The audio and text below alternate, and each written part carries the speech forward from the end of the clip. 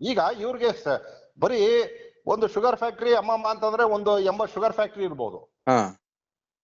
80 sugar factory ಮೇಲಿರೋಂತ ಒಂದು ಕಾಳಜಿ ಈ ಲಕ್ಷಾಂತರ ರೈತರ ಮೇಲೆ ಇಲ್ವಲ್ಲ ಇವ್ರಿಗೆ ಕಾಳಜಿಗಳು.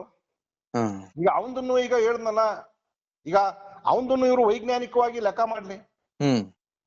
ಈಗ ಅವರು ಫ್ಯಾಕ್ಟರಿ ಲಾಸು ಅಂತ ಹೇಳ್ತಾ ಇದಾರಲ್ಲ, ಅವರು ಲಾಸು ಮತ್ತೆ ಪ್ರಾಫಿಟ್ ಅನ್ನ ಕರೆಕ್ಟ್ ಆಗಿ ಇವರು ಡಿಸ್ಕ್ಲೋಸ್ ಮಾಡ್ಲಿ. ಯಾಕೆ ಡಿಸ್ಕ್ಲೋಸ್ ಮಾಡ್ತಾ ಇಲ್ಲ ಇವರು? ನೋಡಿ ಸರ್, ಈಗ ಆ ರೈತ ಏನು ಸಪ್ಲೈ ಮಾಡ್ತಾ ಇದ್ದಾನೆ, ಪ್ರತಿ ಸಕ್ಕರೆ ಕಾರ್ಖಾನೆಗಳಿಗೆ ಸಪ್ಲೈ ಮಾಡ್ತಾ ಇರೋಂತ ಕಬ್ಬಿನ ಪ್ರಮಾಣ ಏನು ಅಂತ ಗೊತ್ತಿದೆ ಅಲ್ವಾ ಸರ್? ಹೌದು. ಅದರಲ್ಲಿ ಸಕ್ಕರೆ ಇಳುವರಿ ಎಷ್ಟು ಬಂತು, ಮೊಲಾಸಸ್ ಎಷ್ಟು ಬಂತು, ಆಲ್ಕೋಹಾಲ್ ಎಷ್ಟು ಬಂತು, ಸ್ಪ್ರೀಟ್ ಎಷ್ಟು ಬಂತು, ಬಗಾಸೆ ಎಷ್ಟು ಬಂತು, ಕರೆಂಟ್ ಎಷ್ಟು ಬಂತು, ಎಲ್ಲ ಇದೆಯಲ್ಲ. ಅದ್ರಲ್ಲಿ ಒಂದು 10% ಕಳೆದೇ ಬಿಡಿ. ಕಾರ್ಖಾನೆಯವ್ರದ್ದು ಪ್ರಾಫಿಟ್ ಲಾಸ್ ಒಂದು ಆಡಿಟ್ ಇಲ್ವಾ ಇವ್ರ ಹತ್ರ? ಪ್ರತಿ ವರ್ಷ ಮಾಡ್ಬೇಕು. ಮತ್ತೆ ಅದನ್ನ ಸರ್ಕಾರ ಯಾಕೆ ಅದನ್ನ 70-30ರಲ್ಲಿ ಅದನ್ನ ಶೇರ್ ಮಾಡ್ತಾ ಇಲ್ಲ?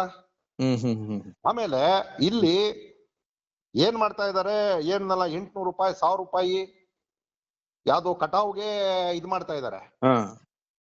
800 ರೂಪಾಯಿ 1000 ರೂಪಾಯಿ ಕಟಾವು ಹೇಳ್ನಲ್ಲ ಸರ್. ಕಟಾವ್ ಆಗ್ಲಿ ಯಾವ್ದೇ ಆಗ್ಲಿ, ಅವರ ಉತ್ಪಾದನಾ ವೆಚ್ಚಗಳಾಗ್ಲಿ ಎಲ್ಲವೂ ಏನಾಗ್ಬೇಕು, ಈ 70-30 ಶೇರಿಂಗ್ ಅಲ್ಲಿ ಇವೆಲ್ಲಾನು ಖರ್ಚನ್ನ ಕಳೆದು ಬರೋಂತ ಲಾಭಾಂಶನ 70-30 ಡಿವೈಡ್ ಆಗ್ಬೇಕು ಅಂತ ಹೇಳಿರೋದು.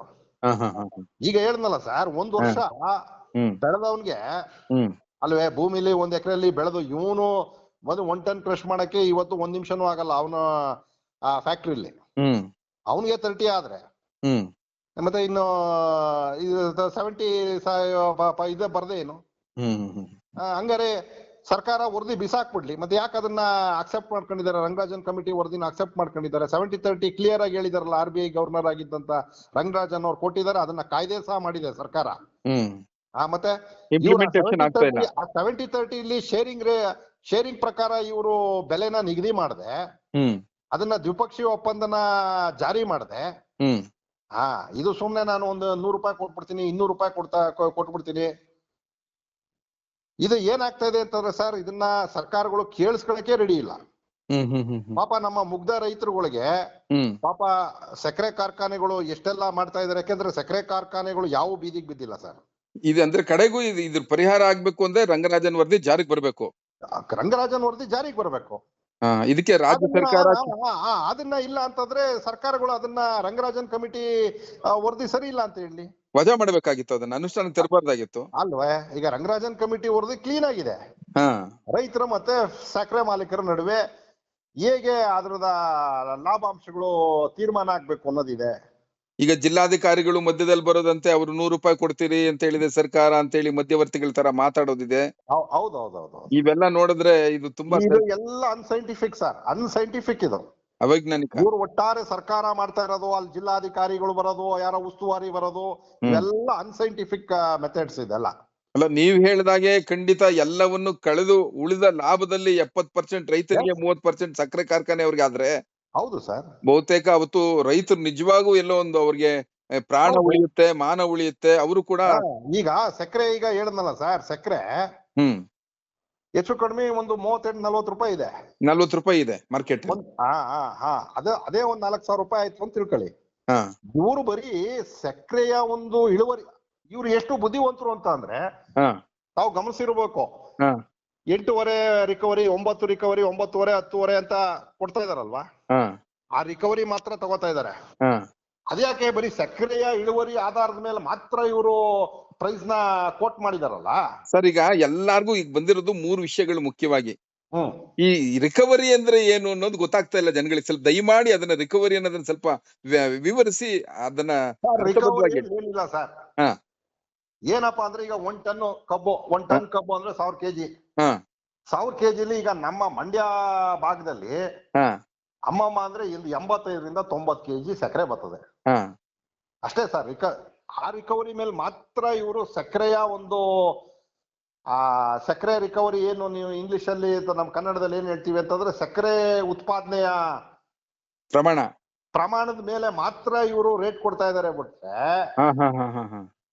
ಒಟ್ಟಾರೆ ಅದರ ಬೈ ಪ್ರಾಡಕ್ಟ್ಸ್ ಅಂತ ನೀವು ಉಪ ಉತ್ಪನ್ನಗಳು ಇದೆಯಲ್ಲ, ಮೊಲಾಸಸ್, ಆಲ್ಕೋಹಾಲು, ಸ್ಪಿರಿಟು, ತುಂಬಾ ಕಾಸ್ಟ್ಲಿ ಅವೆಲ್ಲ, ಕರೆಂಟ್, ಇದೆಲ್ಲನೂ ಇವತ್ತು ಹೆಚ್ಚು ಕಡಿಮೆ ಹೇಳನಲ್ಲ ಸರ್.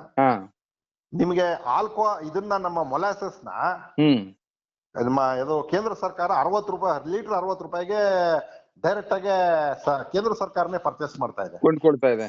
ಅದು ನೇರವಾಗಿ ಕಾರ್ಖಾನೆಯವರು ಮಾರ್ತಾ ಇದಾರೆ ಅವ್ರಿಗೆ. ಹೌದು. ಇವ್ರು ರೈತರಿಗೆ ಅದ್ರಲ್ಲಿ ಏನು ಮುಗ್ ತೋರ್ಸಂಗಿಲ್ಲ.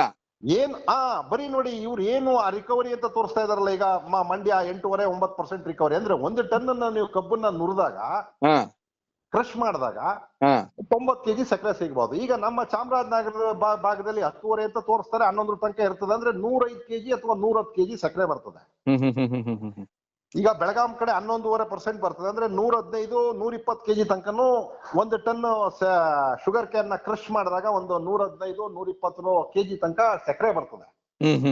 ಆ ಸಕ್ಕರೆ ಇಳುವರಿ ಪ್ರಮಾಣದ ಮೇಲೆ ಮಾತ್ರ ಇವರು ಈ ದೊಡ್ಡ ಶುಗರ್ ಕ್ಯಾನ್ ಮಾಲೀಕರು ಅಂತ ಹೇಳ್ತಾ ಇದಾರಲ್ಲ, ಮಾಲೀಕರಲ್ಲ, ಅವರು ಭಿಕ್ಷಕರು. ನಿಜವಾಗ್ಲೂ ಅಷ್ಟೊಂದೆಲ್ಲ ದುಡ್ಡಿದ್ರು ಅವ್ರನ್ನ ಯಾರು ಮಾಲೀಕರು ಅನ್ನಲ್ಲ, ಅದು ಶೋಷಣೆ ಮಾಡ್ತಾ ಇದಾರೆ ಅಷ್ಟೇ ಅಲ್ವಾ ಸರ್? ಹೌದು. ಇದನ್ನೆಲ್ಲ ತಾವು ಉಂಡ್ಬಿಟ್ಟು ಇವೆಲ್ಲವನ್ನ ಲಾಭವನ್ನೆಲ್ಲ ತಾವು ಬೆಣ್ಣೆ ತುಪ್ಪದಲ್ಲಿ ಊಟ ಮಾಡಿ, ಯಾಕೆ ಬೇರೆ ಯಾಕೆ ಆಲ್ಕೋಹಾಲ್ ಇಷ್ಟು ಬಂತು, ಮೊಲಾಸಸ್ ಇಷ್ಟು ಬಂತು, ಸ್ಪಿರಿಟ್ ಇಷ್ಟು ಬಂತು, ಆಮೇಲೆ ಜನರೇಷನ್, ಆಮೇಲೆ ಏನ್ ಸರ್ಕಾರ ಏನ್ ಕಣ್ಮುಚ್ಕೊಂಡ್ ಕೂತಿದ್ಯಾ ಸರ್? ಸರ್ಕಾರ ಬೇಡಿ.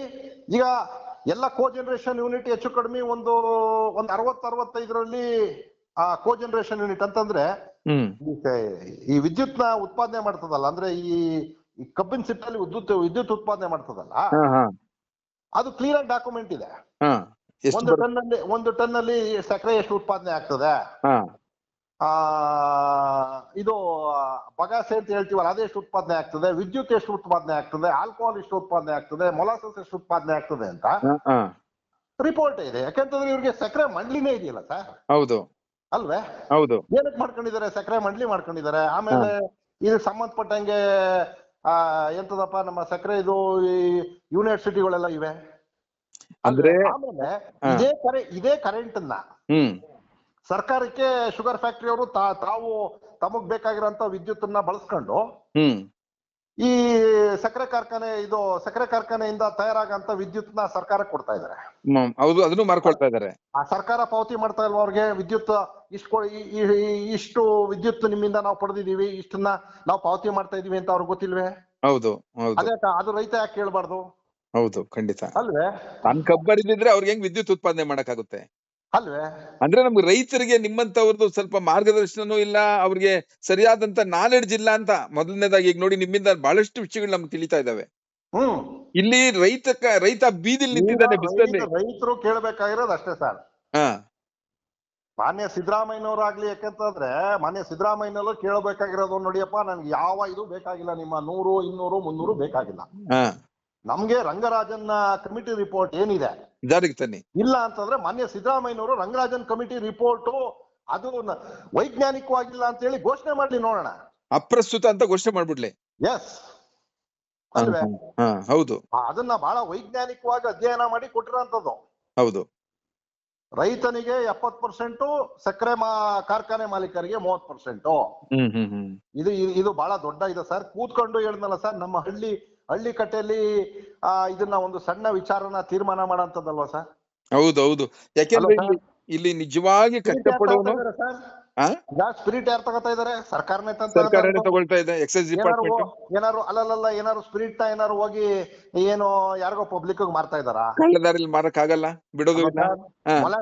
ಮೊಲಾಸಸ್ ಏನಾದ್ರು ತಗೊಂಡೋಗಿ ಯಾರಿಗಾರು ಮಾಡ್ತಾ ಇದಾರ? ಸರ್ಕಾರನೇ ಖರೀದಿ ಮಾಡ್ತಾ ಇದೆ. ಹೌದು, ಸರ್ಕಾರನೇ ಖರೀದಿ ಮಾಡ್ತಾ ಇದೆ. ಸ್ಪಿರಿಟ್ ನ ಸರ್ಕಾರ ಖರೀದಿ ಮಾಡ್ತಾ ಇದೆ. ಕರೆಂಟ್ ಅಲ್ಲಿ ತಯಾರಾಗಂತ ಕರೆಂಟ್ ಖರೀದಿ ಮಾಡ್ತಾ ಇದೆ. ಏನೇನ್ ಮಾಡ್ತಾ ಇದೀವಿ ಅನ್ನೋದು ಗೊತ್ತಿಲ್ವೇ ಅವ್ರಿಗೆ? ಸರ್ಕಾರನೇ ಖರೀದಿ ಮಾಡಿ ಅವ್ರಿಗೆ ಪಾವತಿ ಮಾಡಿರೋದು. ನಾವು ಬೇಕಾದ್ರೆ ಹೇಳಿದ್ನಲ್ಲ ಸರ್, ಸಕ್ಕರೆ ಕಾರ್ಖಾನೆ ಮಾಲೀಕರು ಏನಾರು ನಷ್ಟ ಆಗ್ಬಿಟ್ರೆ ಹೇಳ್ದ್ನಲ್ಲ, ರೈತರೇ ಬೇಕಾದ್ರೆ ತುಂಬಿಕೊಡ್ತಾರ ಅವ್ರಿಗೆ. ಹೇಳ್ದ್ನಲ್ಲ, ಅವ್ರ ಆಡಿಟ್ ಶೀಟ್ಗಳನ್ನ ತೆಗಿಸ್ಲಿ ಇವರು. ಅವ್ರ ಆಡಿಟ್ ಶೀಟ್ಗಳನ್ನ ತೆಗಿಸಿ, ಯಾಕಂದ್ರೆ ಇವ್ರು ಕಳ್ಳೆಕ್ಕಗಳು ಬರ್ಕೊಂಡು ಕೂತಿದ್ದಾರೆ. ರಾಜಧಾರಿ ಟಿವಿ, ಅಡೆತಡೆ ಇಲ್ಲದ ಪ್ರಜಾದಾರಿ.